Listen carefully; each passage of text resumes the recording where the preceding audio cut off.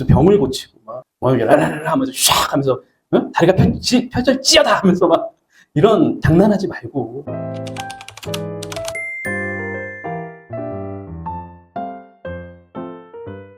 이번 주 하나님 우리에게 주실 말씀은 마태복음 18장 1절부터 말씀을 보도록 합니다. 오늘은 한 영혼을 향한 마음이란 제목으로 함께 은혜를 나눕니다. 제가 목회자가 되기까지 저에게 다가와서 사랑을 베풀어주고 복음을 전한 사람들이 과연 몇 명이나 될까? 지금 생각해보면 그 수가 헤아릴 수 없이 많았던 것 같아요. 제가 7살 때 처음 교회를 갔었는데 그때부터 이제 시작이 된 거죠. 저에게 수많은 사람들이 다가와주고 사랑을 베풀어주고 그리고 복음을 전해주고, 내가 잘나서 그분들이 나에게 그렇게 한 게 아니겠죠. 내가 잘나서 하나님을 만난 것도 아니고 그분들은 내가 그분들을 잘 모를 때부터 그저 사랑으로 다가와서 베풀어주고 하나님 말씀을 전해줬어요. 그 어린아이가 자라서 청소년, 청년이 됐고 어느 날 하나님을 느끼고 경험하고 그리고 그분을 위해서 살아가기로 결단을 했어요. 그리고 저 또한 그런 역할을 하려고 지금까지 이제 애쓰며 살아왔습니다. 우리가 사람을 대할 때 인격에 대한 어떤 소중함으로 과연 다가가고 있는가? 이건 우리가 좀 고민해 봐야 될 문제 같아요. 고도의 정신세계를 경험하고 지적 수준이 높아진다 그래서 결코 이게 좋아지냐? 뭐 그런 것 같지는 않아요. 사실 이게 밥상머리 교육이거든요. 어릴 때부터 가족을 소중하게 여기는 게 밖에 나가서 이제 발현이 되는 건데 이게 어려운 것 같아요. 제가 그 초등학교 아이들 생명 존중 교육을 좀 많이 했었는데 아이들 초등학교 1, 2학년 아이들 교육을 참 잘 따라합니다. 그래서 뭐 우리가 서로를 아껴주고 사랑하고 배려해야죠. 보면 너무 얼마나 이쁜지 몰라요. 그리고 막 짝꿍한테 막 우리 서로 얘기해 줍시다. 너는 참 귀한 아이야. 막 이렇게 잘 따라해요, 아이들이. 근데 놀라운 거는 교육 시간이 딱 끝나고 쉬는 시간이 종을 딱 치자마자 아이들이 갑자기 돌변하기 시작해. 갑자기 막 애들이 네가 그랬잖아. 그리고 막 서로 막 헐뜯기 시작하고 선생님한테 가서 막 이르기 시작하고 제가 그랬어요. 그러고 이게 쉬는 시간이 되면 이제 본래의 모습으로 이제 되는 거죠. 교육 시간에는 막 서로 사랑해요, 배려해요 하다가 참 어렵구나. 요한복음 3장 16절에 보면 하나님이 세상을 이처럼 사랑했다고 하셨어요. 이 세상은 바로 나입니다. 바로 나. 전체 속에 묻혀버린 내가 아니라 개별적인 내가 세상인 거예요. 집단적으로 보는 것 같지만 하나님은 개별적으로 만나십니다. 갈라디아 22장 20절을 보면 예수님이 죽으심은 나를 사랑하사 나를 위하여 자기 생명을 바친 죽음이라고 얘기하고 있어요. 그분은 나를 위해서 죽으셨어요. 하나님 앞에서는 개인이 실종당할 수 없어요. 지금 이 예배 시간에도 이 집단으로 받으시는 게 아니라 나 한 사람의 예배를 받는 거예요, 지금. 그래서 집단이 많다고 졸면 안 돼요. 하나님 생각하고 말씀에 집중하고. 하나님은 우리 개별적으로 다 보세요. 오늘 본문은 하나님이 한 개인을 얼마나 소중히 여기시는가를 보여주고 있습니다. 이스라엘에서 어린아이 하나는요, 그냥 옆으로 제껴놓는 존재예요. 인권에서 항상 사각지대에 있고 유린되는 존재가 어린아이들이었죠. 여성 또는 어린아이. 성경에서 계수할 때도 오병이어의 기적에서도 어린아이하고 여자들은 셈에 넣지 않는다 그랬잖아요. 예수님은 근데 이 한 명의 어린아이, 소자라 그랬죠. 어린아이를 앞으로 내세우면서 말씀하세요. 5절에 보니까 뭐라 그러세요? 또 누구든지 내 이름으로 이런 어린아이 하나를 영접하면 곧 나를 영접하니.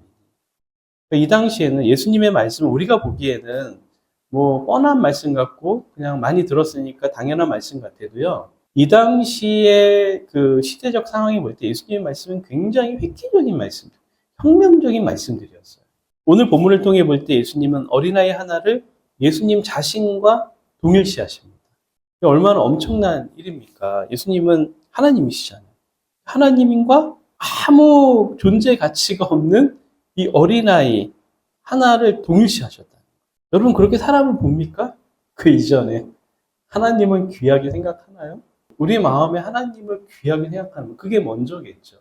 그래야지 어린아이 하나를 하나님처럼 대우한다는 게 이게 현실적으로 느낌이 올 거 아니에요. 근데 예수님은 세상이 무가치하게 보는 그를 하나님처럼 대우하라고 그러셨어요.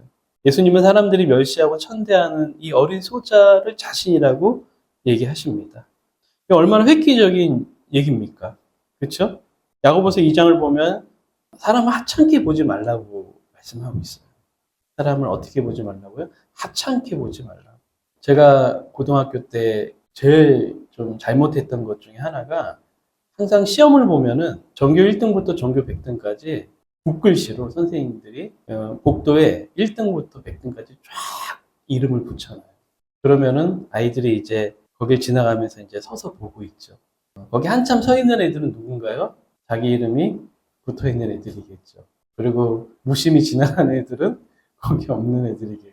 근데 저는 거기 한참 서 있었어요, 항상. 그리고 어떤 마음이냐면 내 밑에 있는 애들, 하찮은 애들, 나보다 못한 애들, 이런 게 깔려 있었던 것 같아요.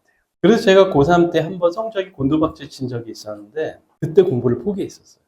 열등감이 있었던 것 같아요. 어떤 면에서. 그러니까 진짜 어떤 공부에 대한 즐거움이나 재미가 아니라 열등감이나 우월감으로 했기 때문에 그거를 극복하는 게 되게 어려웠던 것 같아요. 그 당시에. 야고보서에 보면 심지어 사람을 하찮게 여기는 거를 죄를 짓는 것이라고 얘기를 하고 있습니다. 교회 밖은 전쟁터죠. 인간에 대해서 그런 마음을 갖기가 힘들어요. 겉으로는 우아한 척하고 젠틀한 척하지만 속은 저 쓰레기 같은 놈, 저 인간 언제 가나 막 이제 그런 생각을 하고 있죠. 조직에 있으면 저 인간은 나 때문에 약 먹고 나는 저 인간 때문에 약 먹고 얼마나 인간에 대한 그런 게 있습니까? 아가서 3장을 보면 아가서가 하나님의 어떤 한 영혼을 얼마나 사랑하는지 그 연인의 사랑으로 표현하고 있는 게 아가서예요. 그래서 굉장히 이게 관능적입니다. 성경에 이런 얘기가 담겨도 될까? 할 정도로 굉장히 어떤 사랑의 언어들이 직설적이고 어떻게 보면은 굉장히 적나라하고 그런 것들이 나와요. 아가서. 근데 성경에서 가장 아름다운 표현이 아가서예요. 하나님의 사랑을 인간이 이해할 수 있는 그 표현이 아가서입니다. 3장에 보면 이제 그 중에 하나를 떼우면은 내가 밤에 침상에서 마음으로 사랑하는 자를 찾았노라. 찾아도 찾아내지 못하였노라. 이에 내가 일어나서 성 안을 돌아다니며 마음에 사랑하는 자를 거리에서나 큰 길에서나 찾으리라 하고 찾으나 만나지 못하였노라. 그러니까 얼마나 그 애가 다른 거죠. 사랑하는 그 사람을 만나려고 침상에서 없어진 거예요. 사랑을 나눠야 되는데 막 마음이 막 들끓고 있는데 그 사람이 없어진 거예요. 사랑하는 사람이. 그래서 집 밖을 나가서 성 안을 돌아다니는 그 사람 찾으려고. 그래서 막 큰 길에도 가고 거리에 막 가고 만나지 못하는 거예요. 막 속이 타는 거죠. 너무 만나고 싶고 애가 타고.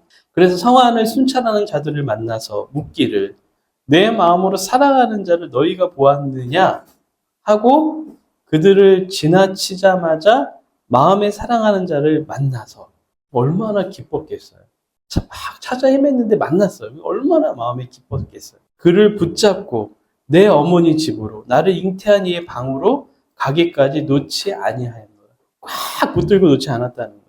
내 아버지의 집은 영적 비유로 천국을 얘기하는 거죠. 그래서 여인은 예수님을 얘기하는 거죠. 예수님이 나를 그렇게 사랑하신다는 거죠. 나를 찾아 헤매고 하실 정도, 나를 붙잡고 꽉 놓치지 않을 정도 나를 그렇게 사랑하신다는 거예요. 그분이 예수님이시고 나를 향한 사랑. 그래서 그 사랑을 경험할 때 그가 인생에서 새로운 영적 각성이 생기는 거죠.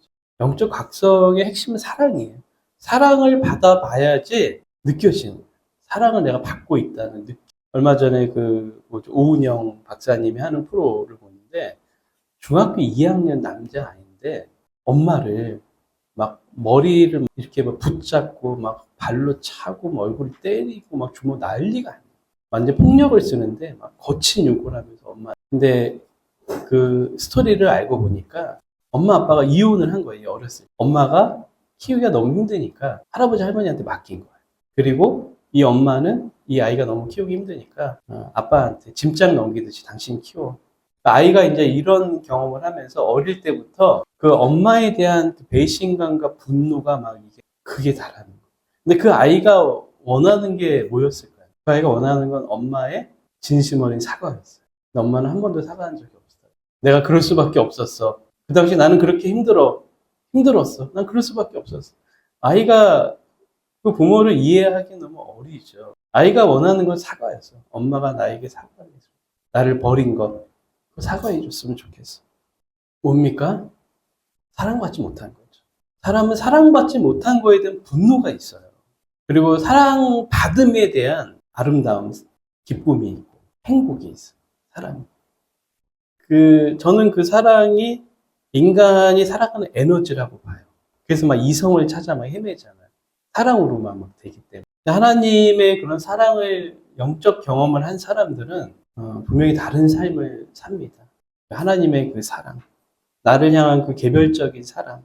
그래서 신앙생활에서 굉장히 핵심적인 거죠. 하나님의 사랑. 그게 뭔지, 그게 경험되는 사랑. 테레사 수녀가 그 20세기의 성자라는 건 다 알고 있죠. 노벨 평화상을 타고 그녀가 126개국에 한 4만 명 이상의 사람들을 죽어가는 사람들, 고아들, 한센병 걸린 사람들, 그런 사람들을 위해서 거대한 조직을 움직였어요.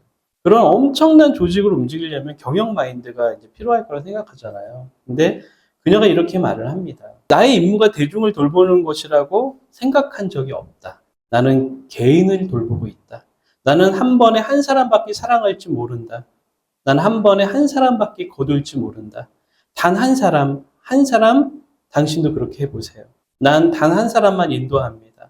난 그렇게 하지 못했다면 지금까지 4만 명이 넘는 사람을 인도하지 못했을 것입니다. 내가 한 모든 일은 바다에 물 한 방울 보탠 것에 지나지 않습니다.